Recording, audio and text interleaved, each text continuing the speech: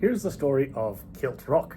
You may have seen it in some of the pictures that Jen had taken when we were on our way up to the Highlands there.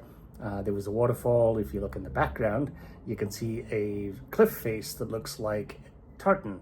And so the story goes that there was a giant named Paddy. Paddy came from Ireland. He came walking on over, and when he got to the Highlands, he met up with Katie. They hit it off quite well, and Katie and Paddy started talking about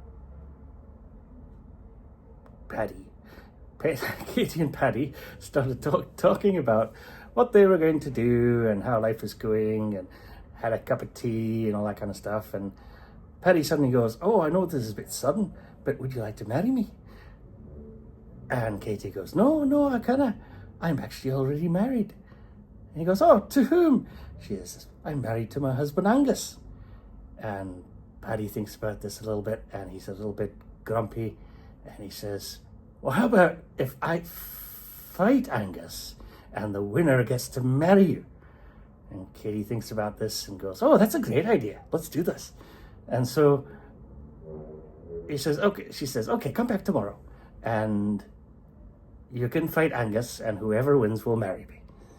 And I'm not sure that that's, the most honorable thing to do. But anyway, so Paddy goes off to prepare for his fight tomorrow, and Katie goes home, and then later on, Angus comes home from work, and she tells him, "Oh, Angus, I have a way for you to prove your love for me." And Angus goes, "Oh, really? How can I do that?" And she goes, "Well, I met this boy named Paddy, a lovely lad, and he's going to come and fight you tomorrow, and the winner will be your wife." He goes, "Well, you're already my wife, but I'm not a fighting man. I'm not someone who is going to win a fight.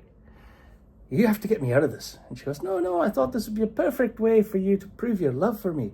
And Angus is going, "No, I'm not a fighter. I'm not going to win this. Let's get out of it." So they end up scheming a plan. And Katie says, "Okay, you go build a giant bed, a big cot, and I'm going to build a blanket."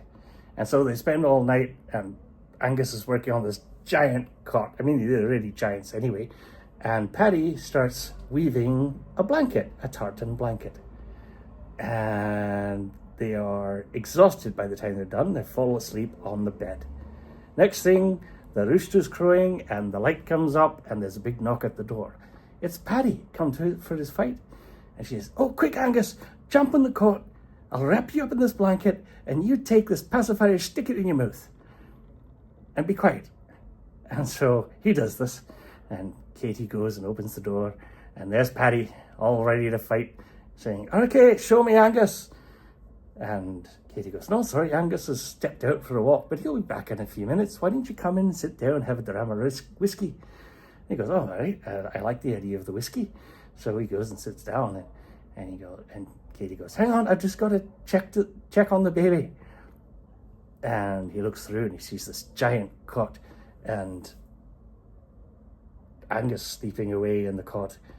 And he goes, "No, wait, I don't want to do this anymore. If that's the size of the baby, Angus must be huge." And he jumps up and he runs out the door. Well, that was the end of the story. Not really. Okay. So by the time he's gone, long gone, decides not to come back, and Angus jumps out of the cot and says, "Ha, we're free of this." And he throws his quilted blanket, tartan blanket. It lands on the cliffs, and that's how we have Tartan Rock. I know not many of these stories are very exciting, but that was it. And they all lived happily ever after the opportunity to marry someone else. But okay, we'll go with that.